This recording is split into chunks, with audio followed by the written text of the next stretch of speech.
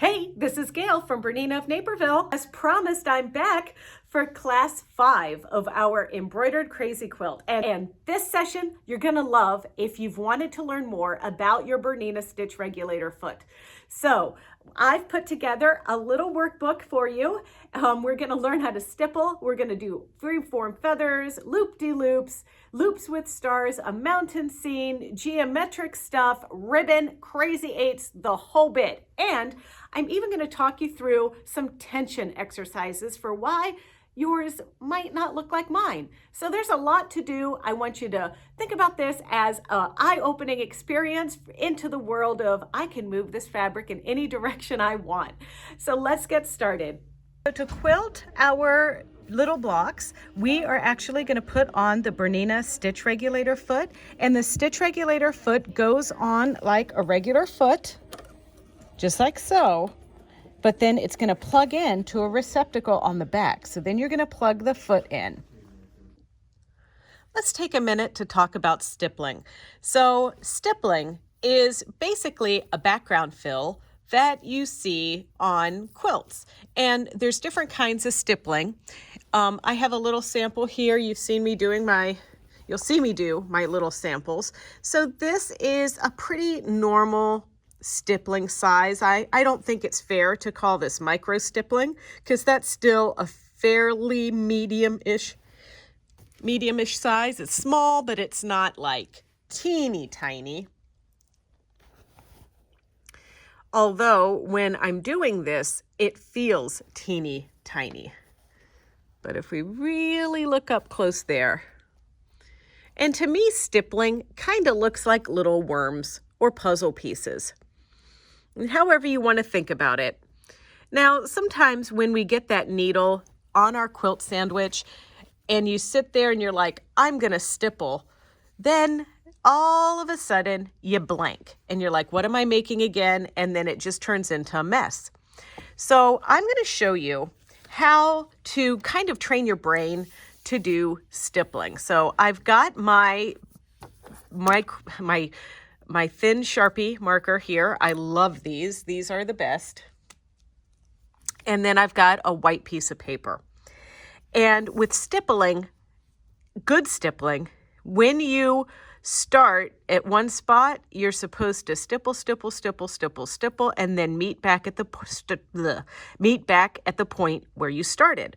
Well, we want to try to remember to do that. But another thing I do sometimes is if I have like a little box that I'm trying to stipple in, and I might have multiple boxes, I might enter in, do my stippling,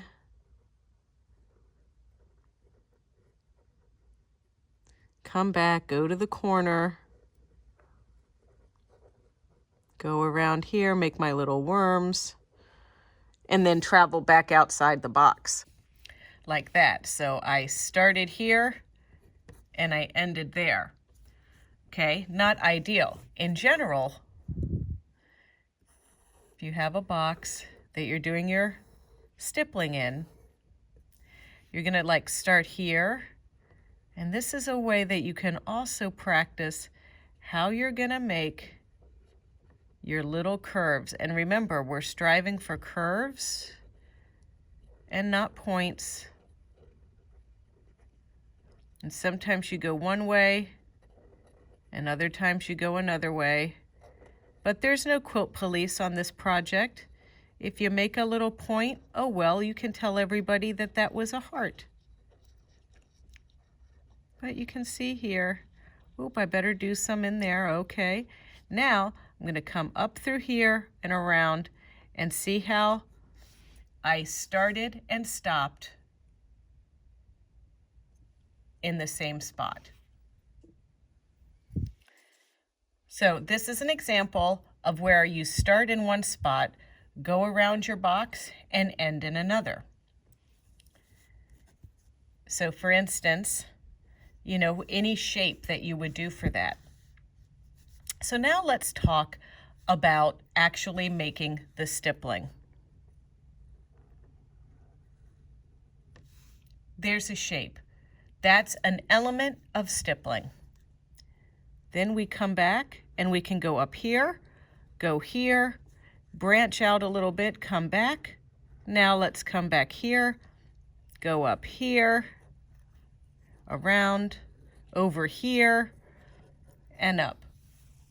Now see how I've never really crossed over. I've continued to make little curves. Let's try that some more. Go down, up, around, back down, over, up, down, over, down, up. Oh, look, I'm going back here to where I started. And sometimes you're not even going in an area that has a truly defined shape. But that's the goal of doing your stippling. So you might want to have a blank piece of paper around where you practice these things. So practice with your hand and eye to say, I'm going to start right here, but I want to fill up this entire square. You can work in a bigger size than me, of course. However you need to do it. If you need really big paper to do this, that's fine. Don't worry if you make points. The curves come with practice. If you make a point, just tell people you meant to do it. It was a heart, like that right there. It's my little bit of love I put into these quilting stitches. So that's what we're doing. Let's take it to another level, and I've prepared a piece of material so that we can see what we're doing, and we're actually going to do something similar to this on fabric with our BERNINA Stitch Regulator that's on our machine. I have black thread in the machine so that you can see what I'm doing. I've also I've got this blank canvas. We're going to start with stipple, and I'm going to stipple in this area here, and I'm going to try to talk you through what I'm doing. So it starts with putting your needle down anywhere in the material here. I'm going to just start like right here, so needle down, and now I'm bringing the needle up. Now I'm going to lift my presser foot and pull up my thread. Now I have light thread in the bobbin, but it doesn't matter. I just want you to see what I'm doing here on top. And now I'm going to do what I did with my drawing. And I'm going to back out here so you can just see. So it starts with putting your needle down anywhere in the material here. I'm going to just start like right here. So needle down. And now I'm bringing the needle up. Now I'm going to lift my presser foot and pull up my thread. Now I have light thread in the bobbin, but it doesn't matter. I just want you to see what I'm doing here on top. And now I'm going to do what I did with my drawing. And I'm going to back out here so you can just see. And now I'm going to knot my stitch a little bit, but now I'm going to make a curve. And now I'm going to make another curve. Now I'm going to come over here and make a curve around here. And down. Down over here. I'm making another curve and another curve in this direction. And now you can see I'm working in a little bit larger scale than on the example I showed you, but sometimes depending on how your brain works, it's easier to work on the large scale first. Some of you might take right away to doing the smaller pieces. You can see here with my stitches, they're a little bit longer, but they're appropriate for the size of meandering that I'm doing here. But now I'm going to take my machine and lower my stitch length on the machine to the default setting of the stitch regulator, which is 2 millimeters. And now I'm going to go smaller.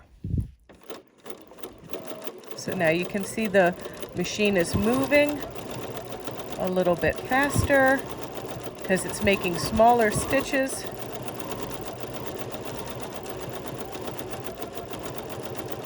Okay, do you see how now, look, it's getting tighter.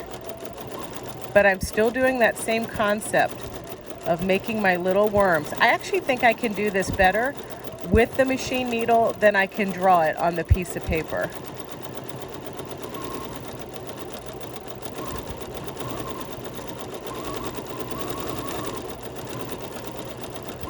And it's good to practice with a contrasting thread because then you can see what you're doing. That blush that I'm using, the blush thread on the blush background fabric of the Crazy Quilt is way challenging for my eyeballs.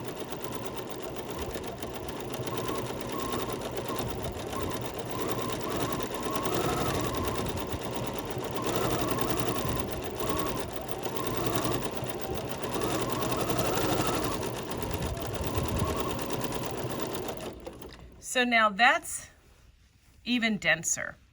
Now that still to me would not be micro stippling. So micro stippling is even smaller than this. So that means I'm going to go down on my stitch length to about 1.7.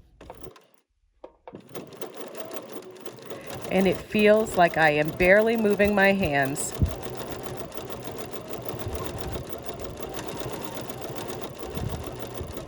But it's still the same concept.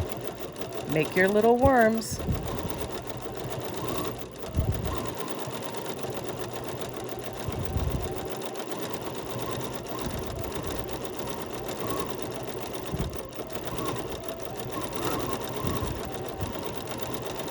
So this was about the size I used on my sample, or on our crazy embroidered quilt that we're doing. It is also natural to start off going dense and then you get little antsy and you make your stitches further apart. And so what starts out as micro turns into somewhere between small and micro by the time you get to the end.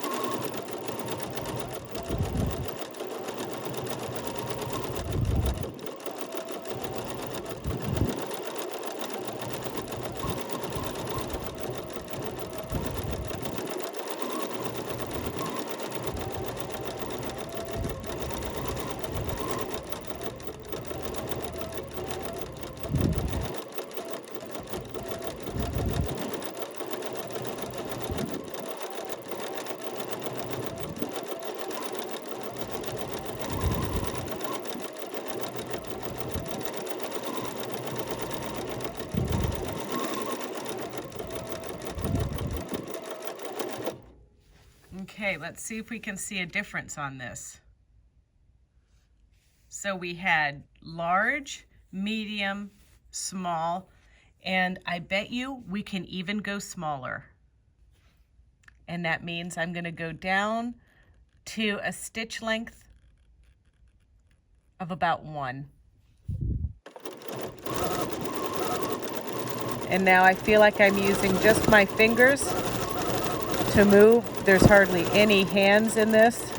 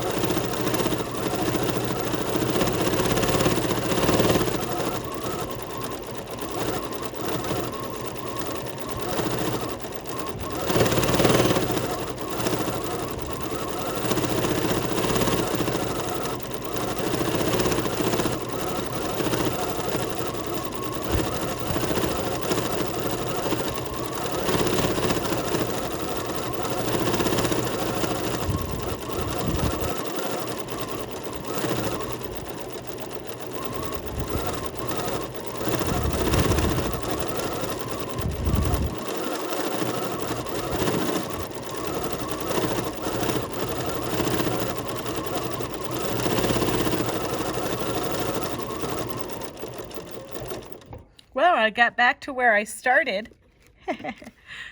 Now, let's have a look at this. So look at that. So we have micro, small, medium, large.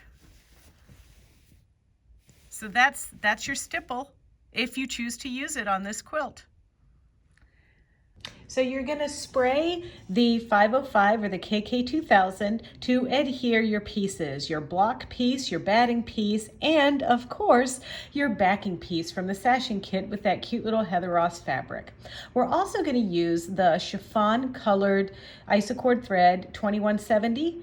Wind it on your bobbin as well because you're going to need this in both the top and the bottom. And then finally, when you get started with the quilting, don't forget we're going to start and then end where we started. You're going to bring up your thread, get everything under there and tucked away, and then the BERNINA Stitch Regulator foot is going to do the work for you. So all you have to do is start and then move your hands in those little wormy stippling shapes that you practiced on your sample piece. And so we're going to go all the way around our designs, and we're going to do this on all 8 blocks. Now let's zoom in there a little bit so you can see. Now this thread really matches this fabric. So, you know, get out the bifocals, everybody.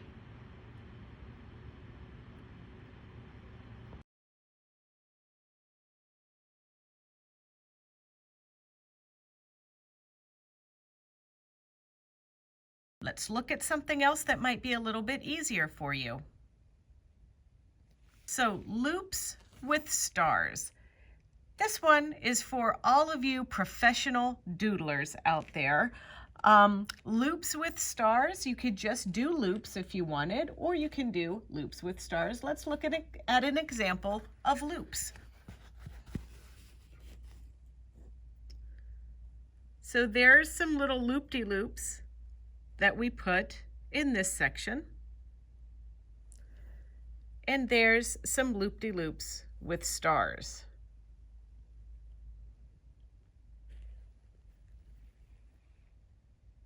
All right, how is that done? Well, we're going to start by bringing up our thread like we did on the last one. I'm going to go back to my normal stitch length by pressing clear on my machine.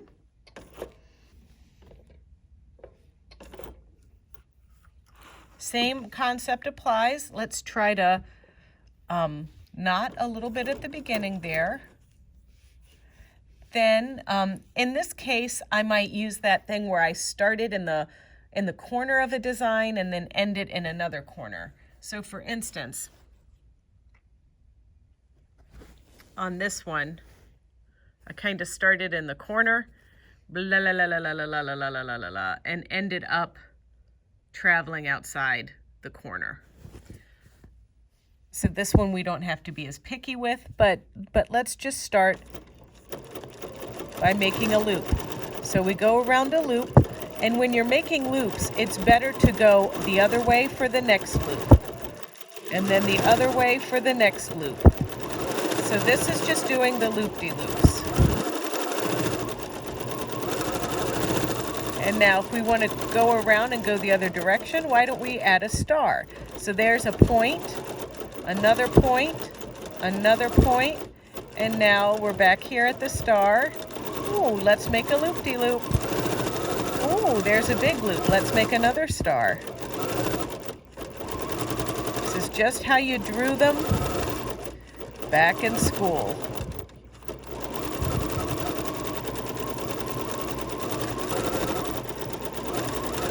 Point, point, point, point, point.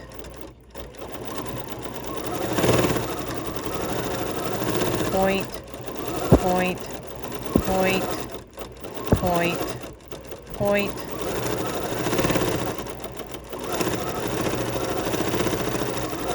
Point, point, point, point, point.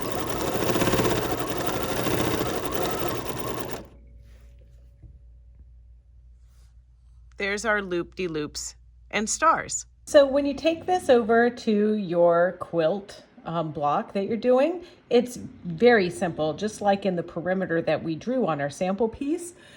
And hey, with the matching thread, you can even, you know, build your confidence a little bit more than with that contrasting thread and everything, but there's no rhyme or reason.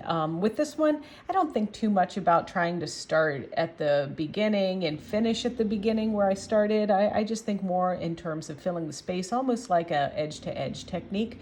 I make my little loop-de-loops and hearts around in my pieces, and then what I'm thinking about here is how when I finish this sequence and I'm traveling, where can I sneak in to kind of do the next piece on my block? So as I get to this corner here, I'm like, okay, I've kind of done something there. Let me loop over here to fill that area and loop over here, and now I'm gonna go up here to this little bit, fill in a little bit that I might have missed there, but now I'm ready to go on to the next section. And you know, I can sneak in and do like a couple little loop-de-loops in the process.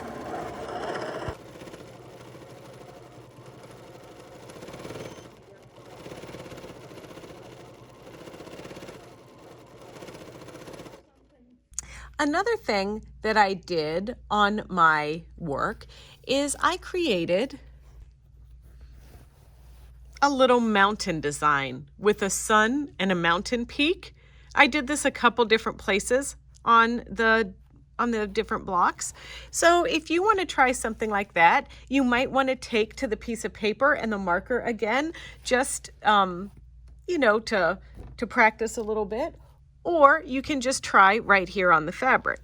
So I've done this a few times. So I'm gonna start off at a mountain right here. Then I'm going to come up, I have a little valley there, but now I'm going to make another mountain. Now I'm going to travel back up this way, do a smaller mountain, and then maybe just a medium-sized mountain here. Perfect. Now I'm going to come up, I'm just traveling right on top of my previous stitching. Now I'm going to make the snow caps. There are the snow caps. Now I'm coming back down here. Gonna travel, do some more snow caps, travel, go up, snow cap on the mountain, and then let's do the sun coming up over the mountains. Oh, that's lovely. Let's do some sun rays.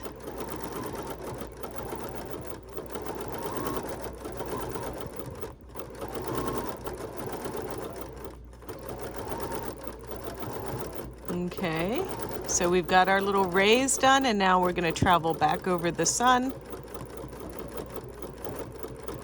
and do our other mountain peak. And then you could even come down here and do some waves and make some water. Some little pretty nice gentle waves in the water with the beautiful sun and mountains in the background.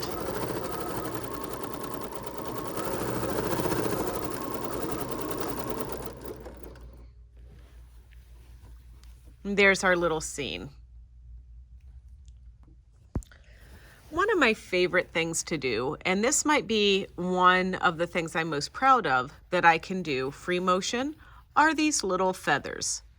And if you can do free motion feathers like this, then you really are opening up quite a wonderful world of background fill. Because I've done quilts where the whole quilt is quilted with free form feathers, just as an alternative to meandering or something like that, and it's just really fun. But before I actually show you on the machine, I want to help you draw it first. So here we are with our pencil and paper again. And when you're making a feather, let's just pretend we're just going to make a feather. There are some elements that you want to be able to draw. One is a simple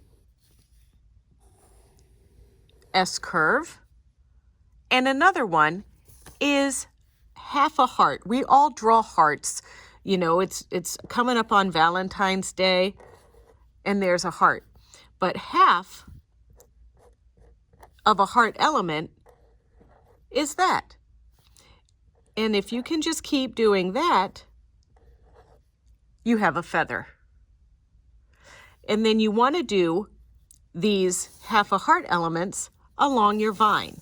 So if we want it to start up here, I'm doing half a heart, half a heart, half a heart, half a heart, half a heart, half a heart, half a heart. Now, when you do this with my technique, you're sewing a little bit over your previous line. So here's our half a heart. Now I'm coming back over, so there's double sewing right there. But just half a heart, half a heart, half a heart, half a heart. Ooh, I went the other direction. That's wrong. So you go half a heart, half a heart. Then you're going to travel back up the spine all the way back here, because Gayle can only make the hearts from the top down. You might be able to do them another way. So now we're going to do half a heart on the other side. And then there's sometimes where you might want to branch off and take another S-curve and make an unexpected pit stop.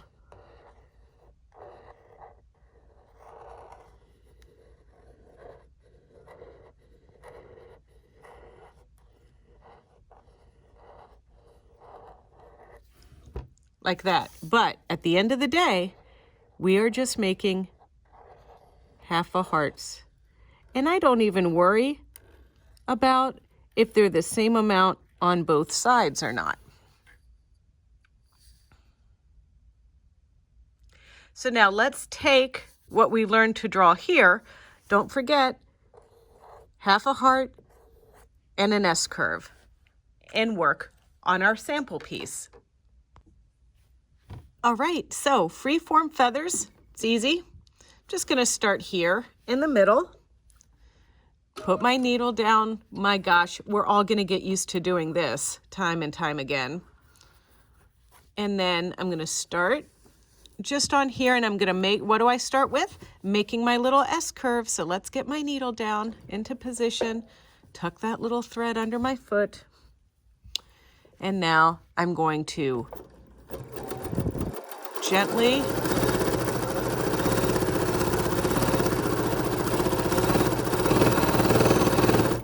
make my curve. Then I'm going to go on this side, back this way, travel up again. And let's talk a little bit about the thread that you might use for this. I might use, if I'm going to travel a lot, like if I stitch a stitch and then I travel back on another stitch, similar to our mountains, I might use a thinner thread. This thread that I'm using right now is Aurifil 50 weight, which I think is an okay weight for doing this for our example. So, half a heart, half a heart, half a heart, half a heart, half a heart, and this even applies if you want to do like a bigger feather. Half a heart, half a heart, and I like big juicy hearts with a lot right in there. Half a heart, half a heart, half a heart. And if we get to the tail and you want to start experimenting with the different sizes,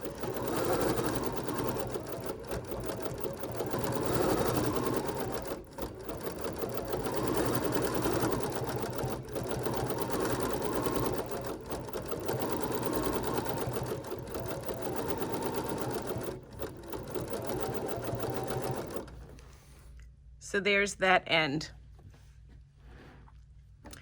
And then when I get to areas like this, you know, I was just playing around with the size and everything here, but I kind of like the different texture. You might want to do something more uniform, and that's okay. And don't forget, if you make something like I have here, it's all about experimenting and learning. So now we're going to gently go and make that curve again, and we're going to try our best to stitch on our previous stitching line.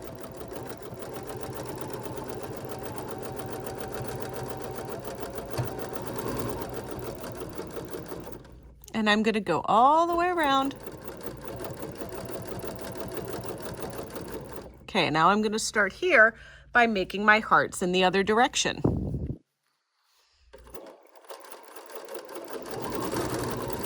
Half a heart, half a heart, half a heart, half a heart, half a heart, half a heart, half a heart, half a heart,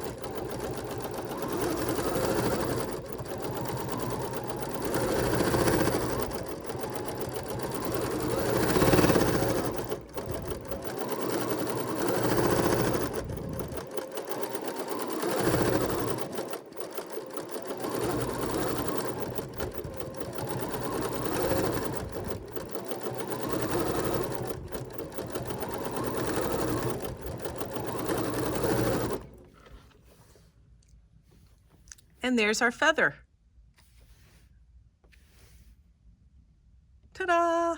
Now, putting the feather on your Crazy Quilt block is pretty easy. We're just starting with that same little S curve down that perimeter that was defined with your pieces and doing the little half a heart. Now, there's a couple of ways when you are trying to fill in an area, you can extend those feathers all the way to the edge of the perimeter and really fill the space, or you can try to make a little feathery, curvy design down the middle. I think it's a little bit easier to do the design that you see me doing here because it takes some getting used to what we're doing here before you can fill the space completely. But now I'm gonna go right back down, and remember, we're gonna try to do our best to sew right down that spine that was created. And then once again, we're just gonna fill in our little half a hearts. But see how I'm not going all the way to the perimeter? And I mean, that's intentional. I just wanted to make a cute little feathery motif to add some texture on this piece. And you can do the feathers bigger, smaller. You can have them gradiating in size. It really doesn't matter. All right, I gave you some pretty hard tasks there with loops and stars and micro stippling and freeform feathers, but if you really just want to move the fabric around with the needle and create simple ribbon design, you can use rulers for this. This class isn't really about doing ruler, it's about doing freeform techniques. So I want to show you a ribbon version.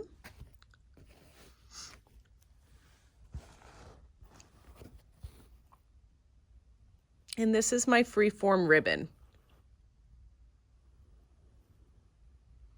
I'm going to turn it around so that you can see it maybe better on the other side. It's kind of like my stipple, only going in an even row. All right, so we're just going to start in on here. I'm not sure if you can see, but there's a faint line here and here, and I'm going to try to keep my ribbon within those lines.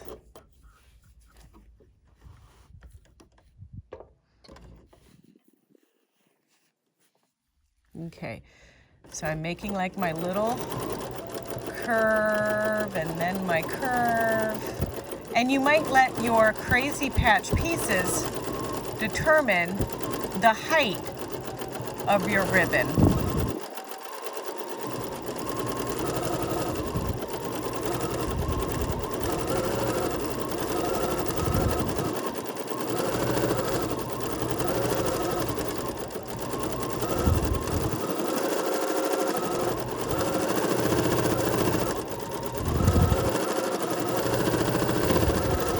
Okay, there we are. So there's some ribbon. And now there are variations of this where you might decide, you know what, I don't want to make these little curves. I want it to be more uniform. So you could do something like this. Or space them out more.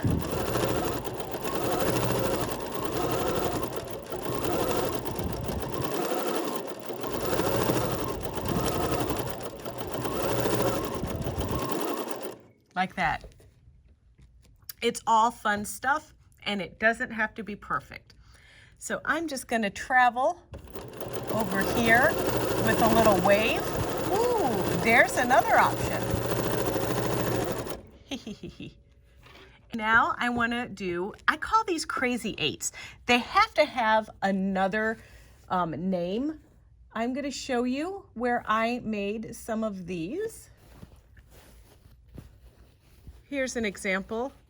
They look like little L's or like jukebox decorations from the 50s. So these, let's just call them little L's for lack of something. So I'm going to go down here and I'm going to make it all in this area here. So we're going to start with that top, then it comes down here.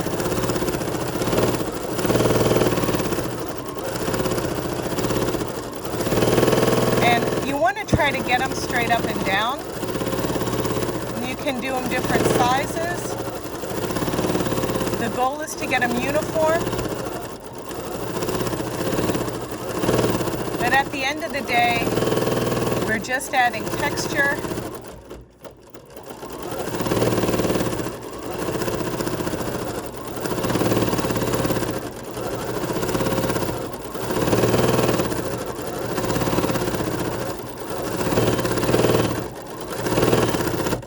And you'll find your groove. I mean, you can even see for me, what I started off with didn't look exactly what I ended up with. And that's why even somebody like me, I sit down and I try the things that I want to do on the project on a little piece like this, just to be like, okay, I got the rhythm, I can do this. Because sometimes your mood will affect the way your stipple stitch looks. It might affect the way you make your little L's. It can affect a lot of different things. There's one more piece. Now, I have just touched the very small amount of different designs that you can do, but if you're beginning, these are some of the basics. Now, some of you might not be very good at making curves. So I'm going to travel down in here and I'm going to do like a geometric stitch. Geometric stitch, similar to this one here. Kind of looks like a circuit board or something like that. And so let's give this one a try. This one's nice if you tend to be a particularly pointy making person. So I'm going to go this direction, up, over, down. I made a box. Now I'm going over here, over, down, down, up, over, up, down.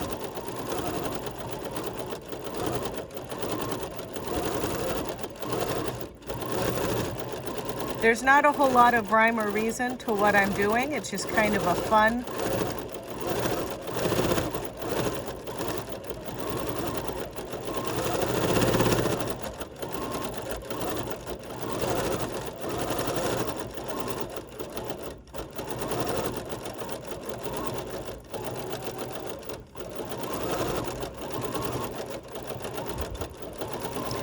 Do you notice how when I get to a point, I kind of slow down a little bit?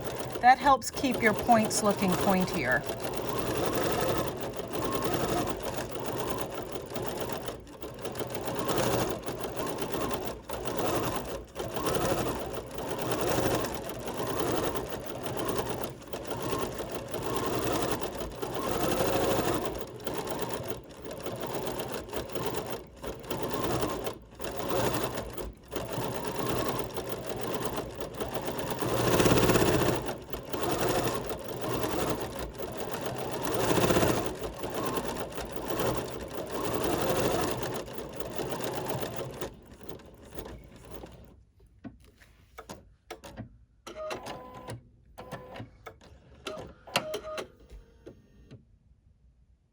Well, I hope that this example gives you some confidence to try some different things. This was really fun to show you all of these different techniques, but now let's go apply them to our crazy patch blocks. Let's take a look at tension. So for machine quilting, when you're doing tension, you are aiming for a balanced look, but then often if you have a loose upper thread or a tight lower tension, it looks one way, or if you have a loose bobbin and a tight upper tension, it looks one way.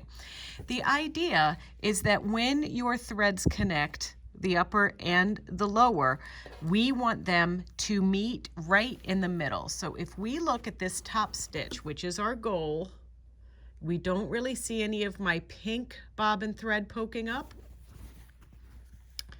and we don't really see any of my black thread from the top poking out of the bottom.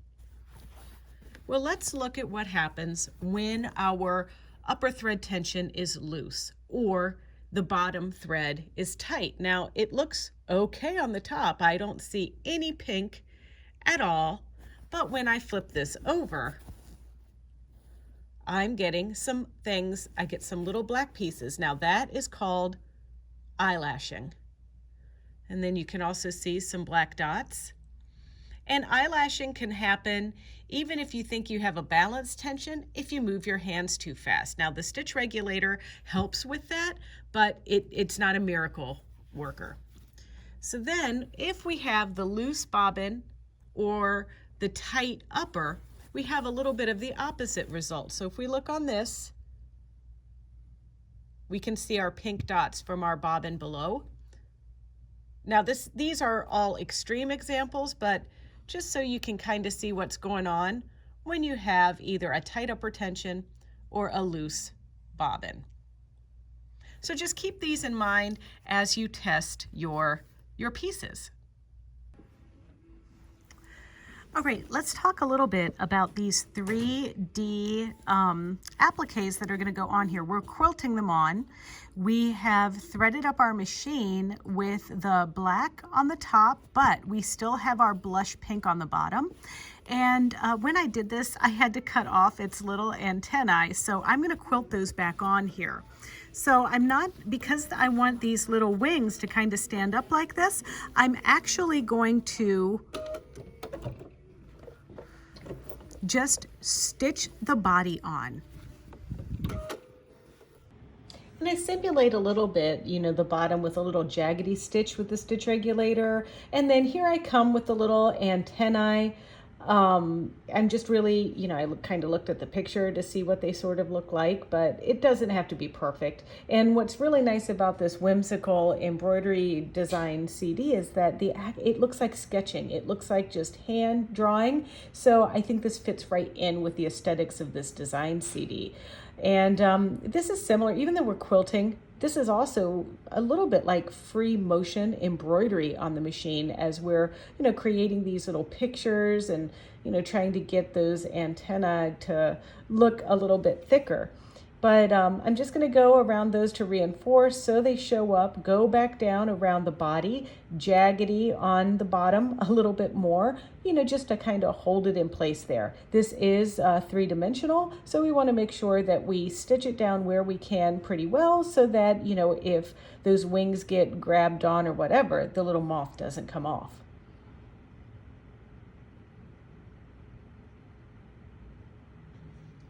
Are you ready to free motion quilt now? Are you ready to give it a try? Are you scared? Are you a little timid?